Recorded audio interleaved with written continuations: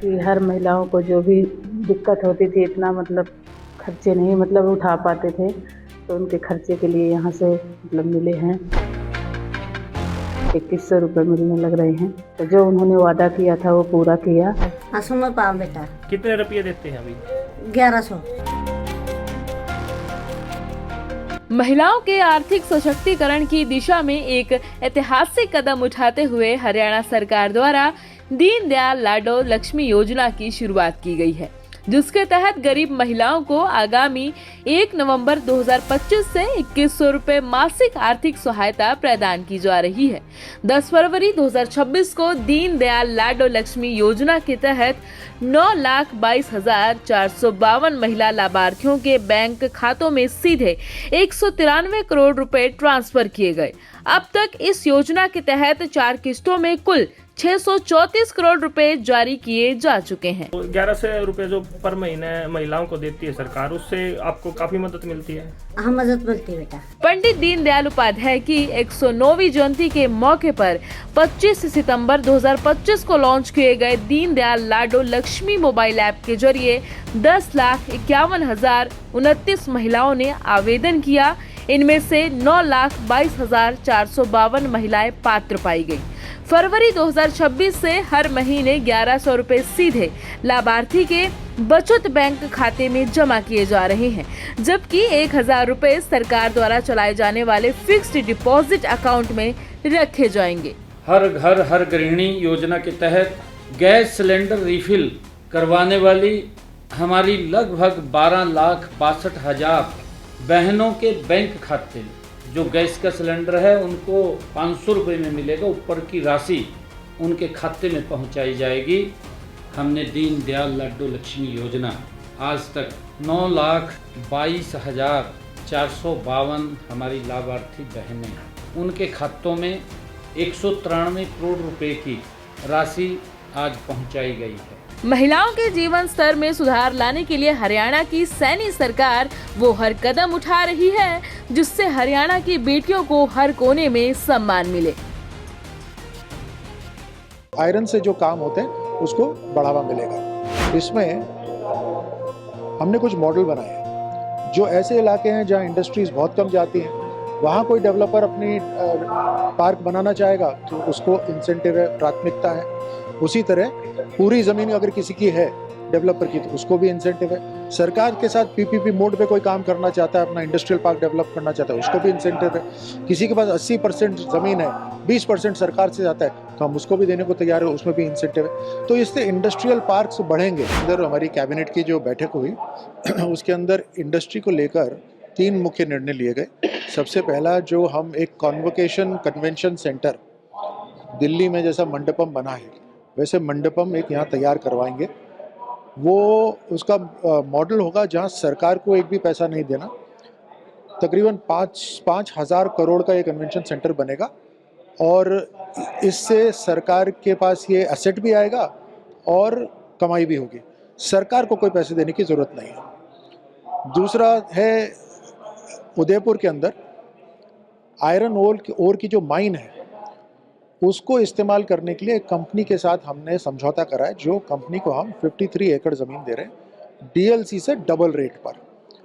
उससे वो प्योर करेगी इस आयरन ओर को और पैलेट बनाकर आयरन से जो काम होते हैं उसको बढ़ावा मिलेगा। तीसरा निर्णय है, हमने इंडस्ट्रियल पार्क पॉलिसी 2026 लेकर आए। इसमें हमने कुछ मॉडल बनाए हैं। जो ऐसे इलाके हैं जहाँ इंडस्ट्रीज़ बहुत कम जाती हैं, वहाँ कोई डेवलपर अपनी पार्क बनाना चाहेगा तो उसको इंसेंटिव है, प्राथमिकता है। उसी तरह पूरी ज़मीन अगर किसी की है डेवलपर की तो उसको भी इंसेंटिव है। सरकार के साथ पीपीपी मोड पे कोई काम करना चाहता है, अपना इंडस्ट्रियल पार्क डेवलप करना चाहता है, उसको भी इंसेंटिव है।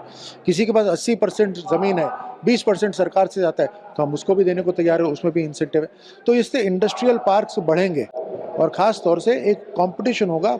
जो सरकार के इंडस्ट्रियल पार्क है उसके मुकाबले में प्राइवेट इंडस्ट्रियल पार्क के साथ भी मुकाबला होगा। एक और निर्णय लिया गया यहाँ पर, जो इलेक्शन के अंदर एक लिमिटेशन होती थी, उस लिमिटेशन के अंदर हमने वो लिमिटेशन को हटा दिया है। वो था कि जिसके 2 से ज़्यादा बच्चे होते थे वो चुनाव नहीं लड़ पाते थे, पंचायती राज के चुनाव नहीं लड़ पाते थे। उस लिमिटेशन को हमने हटा दिया है। ये समझने वाली बात यहाँ पर है कि ये एक पेनल्टी थी, हमने कोई इंसेंटिव नहीं दिया ज़्यादा बच्चे करने, ये एक पेनल्टी थी कि 2 से ज़्यादा होगा तो उसको नुकसान होगा, चुनाव नहीं लड़ पाएगा। पूरे देश के अंदर जागरूकता वैसे ही है, जिसके पास जैसी आर्थिक क्षमता है उस हिसाब से अगर वो 2 से ज़्यादा बच्चे भी हैं तो उसके ऊपर ये पेनल्टी ना लगे, ये हमने हटा दिया। तो कुल मिलाकर 2 से अधिक जो संतान वाले लोग हैं वो भी पंचायत राज चुनाव लड़ सकते हैं। ये जो रोक थी, ये रोक हमने हटा दिया। Thank you. कैबिनेट में जो निर्णय लिया गया है खासतौर पे जो संतानों वाला है, पंचायत राज चुनाव में जो 2 से अधिक संतानों की बात थी उसको हटा लिया गया, क्या निर्णय है पूरे बताएं। राजस्थान पंचायत राज अधिनियम की धारा 19 और राजस्थान नगरपालिका अधिनियम 2009 की धारा 24 में प्रावधान थे और प्रावधान है कि जिस व्यक्ति के 2 या उससे अधिक संतान है, 2 से अधिक संतान, 2 तक तो अलग हुए, 2 से अधिक संतान है, वो कोई भी पंचायत राज या नगरपालिका नगर निकायों का चुनाव लड़ने के लिए अयोग्य माना जाएगा। वर्तमान में ये महसूस किया गया, आमजन की आवाज़ आई, विधि विशेषज्ञों की राय आई, आर्थिक सलाहकारों की राय आई और अन्य प्रदेशों में ये प्रावधान का अध्ययन किया गया और जो चुनाव लड़ने वाले योग्यता रखने वाले व्यक्ति है उनकी जो आवाज़ आई, उनकी जो मांग आई, उसका परीक्षण किया गया तो पाया गया कि अब इस प्रावधान की आवश्यकता नहीं है। समाज में स्व प्रेरणा से जो जनसंख्या नियंत्रण हुआ है और जब ये कानून लाया गया तब 3.2 का रेशियो था और वर्तमान में ये मात्र 2 ही रह गया है। तो ऐसी स्थिति में सरकार ने महसूस किया कि जब समाज स्वयं ही स्व प्रेरणा से जनसंख्या नियंत्रण कर रहा है तो अब इस कानून की आवश्यकता नहीं है। इसीलिए योग्य उम्मीदवारों को मात्र इस हाथ पर चुनाव लड़ने से वंचित नहीं किया जा सकता कि उनके 2 से अधिक संतान है और इसीलिए ये प्रावधान आज लाया गया। लेकिन जोगाराम जी, सवाल कांग्रेस ये भी उठा रही है कि ये क्या संयोग है, या क्योंकि पिछले दिनों मोहन भागवत जी का बयान आया, हिंदुओं की घटती आबादी की चिंता जताया और अब 2 दिन पहले पुष्कर में जो धीरेन्द्र शास्त्री जी है बागेश्वर धाम वाले, उन्होंने 4 संतानें हिंदुओं के होने की बात कही। उसके बाद आप ये कानून जो है उसमें संशोधन। देखो, हमारा कानून बने हुए बहुत लंबा अवधि हो गया है, वो बिल हमको कैबिनेट में लाना था और बिल बनने में अनेक वर्ष लगते हैं, अनेक दिन लगते हैं, समय लगता है, विधिक राय ली जाती है। इसीलिए माननीय शास्त्री जी ने कल जो बयान दिया उससे या अन्य किसी जनप्रतिनिधि ने, किसी राजनेता ने या किसी महान व्यक्ति ने बयान दिया, उससे इस बिल का कोई संबंध नहीं है।